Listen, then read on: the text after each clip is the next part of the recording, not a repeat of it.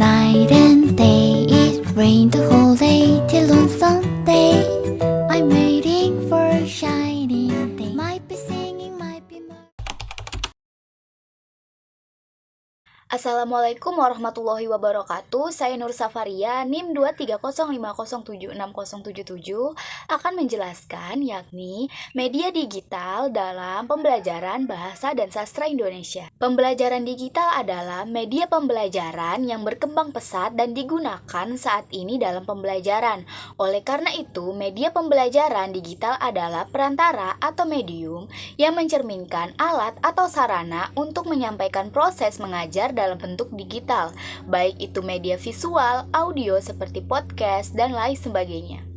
Yang pertama yakni ada Neopart. Apa sih Neopart itu? Neopart merupakan program kelas maya yang menawarkan pengalaman pembelajaran interaktif antara guru dengan siswa secara daring. Terdapat 3 peran yang tersedia untuk mengakses pembelajaran melalui Neopart, yakni pembelajaran untuk murid, guru, dan pengelola administrasi. Untuk proses pembelajaran yang perlu diakses hanyalah murid dan guru saja. Dan selanjutnya yakni ada fitur penggunaan Neopart, yakni yang pertama presentasi interaktif. Neopart memungkinkan guru untuk membuat presentasi yang interaktif dan menyisipkan kuis, polling video, dan aktivitas lainnya. Presentasi ini dapat diakses oleh siswa melalui perangkat mereka sendiri, yakni baik itu laptop, tablet, atau smartphone. Dan yang kedua, sinkronisasi dan kontrol guru.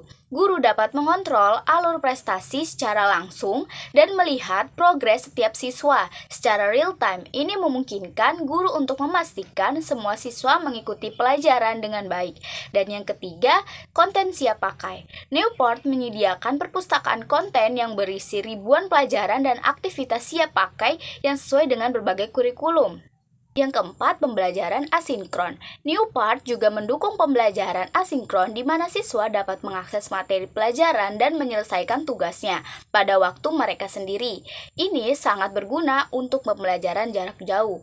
Dan yang kelima, alat penilaian. Aplikasi ini dilengkapi dengan berbagai alat penilaian seperti kuis, ujian, dan laporan analitik yang membantu guru menilai pemahaman siswa dan melacak perkembangan mereka. Dan yang keenam, integrasi dengan platform lain. Neopart dapat diintegrasi dengan berbagai platform pembelajaran lainnya seperti Google Classroom, Microsoft Teams, dan Canva, memudahkan integrasi dalam ekosistem pembelajaran digital yang sudah ada. Adapun konten-konten dan aktivitas yang digunakan dalam pembelajaran bahasa dan sastra yaitu yang pertama slide beta, yang kedua slide klasik, yang ketiga web content, swipe, PDF Fear, simulation, media, 3D, video, serta audio. Terdapat 3 yang bisa digunakan untuk mengakses aplikasi Neopart yaitu Live Lesson plus Zoom, dan link atau kode. Kelebihan aplikasi Neopart. Yang pertama, aplikasi ini sangat bagus untuk menciptakan pembelajaran jarak jauh secara interaktif. Yang kedua, Neopart memiliki banyak fitur, konten, aktivitas yang sangat kreatif, inovatif, dan edukatif. Yang ketiga, Neopart dapat diakses melalui telepon seluler sehingga praktis digunakan dan terbatas ruang dan waktu. Yang keempat, Neopart memiliki fitur report untuk melihat rekam jejak pembelajaran yang berlangsung. Dan yang terakhir, bisa diakses secara gratis. Dari kelebihan yang saya sebutkan tadi, Neopart juga memiliki kekurangan, yakni penggunaan aplikasi Neopart harus menggunakan data internet yang agak boros, harus didukung sinyal yang kuat sehingga kurang efektif apabila diterapkan di daerah yang sinyalnya tidak mendukung dan tidak menjangkau penggunaan di pedesaan. Belum memiliki deteksi bahasa global, masih terbatas pada bahasa Inggris sehingga sedikit menghambat bagi orang yang belum menguasai bahasa Inggris, dan guru hanya bisa membuat modul pembelajaran melalui komputer. Perangkat yang kedua yaitu ada aplikasi Pimsleur. Pimsleur adalah perangkat lunak yang berfokus pada pelatihan berbicara dan pendengaran bahasa. Ini mengajarkan bahasa melalui pelajaran audio yang terstruktur yang mengharuskan pengguna merespon dan berbicara sesuai dengan petunjuk. Fitur dari Pimsleur yakni yang pertama pelajaran utama, core lesson. Pelajaran utama ini berdurasi 30 menit dan dapat diakses secara online atau offline. Pelajaran ini berfokus pada pengucapan dan memungkinkan pengguna untuk belajar bahasa asing dengan cara yang interaktif. Yang kedua, pelajaran baca. Reading Listen. Pelajaran bahasa baca ini membantu pengguna untuk belajar membaca bahasa asing dengan cara yang mudah dan efektif. Yang ketiga, Assistant Suara iVoice Coach. Fitur ini memberikan umpan balik tentang pengucapan bahasa asing, membantu pengguna untuk memperbaiki pengucapan mereka. 4. Ada flashcards digital. Flashcards digital ini membantu pengguna untuk memperkuat kemampuan bahasa dengan cara yang interaktif.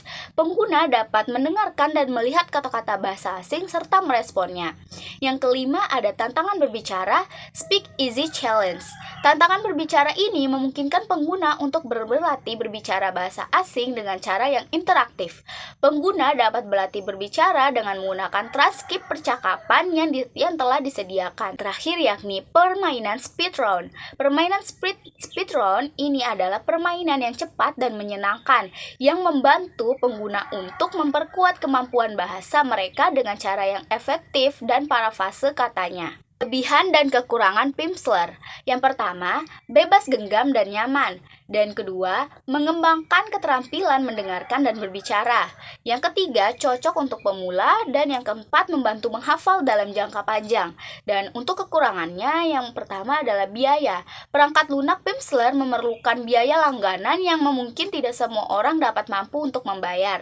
Yang kedua, keterbatasan fitur. Beberapa fitur hanya tersedia untuk kursus bahasa asing tertentu, seperti fitur iVoice Coach yang hanya tersedia untuk beberapa bahasa tertentu. Itu tadi dua platform media digital dalam pembelajaran bahasa dan sastra, yang dimana platform ini diharapkan dapat memungkinkan siswa untuk mengekspresikan pemahaman mereka tentang sastra melalui visual dan multimedia. Hal ini dapat memperkaya pengalaman belajar dan menjadikan pembelajaran sastra lebih menarik dan mudah.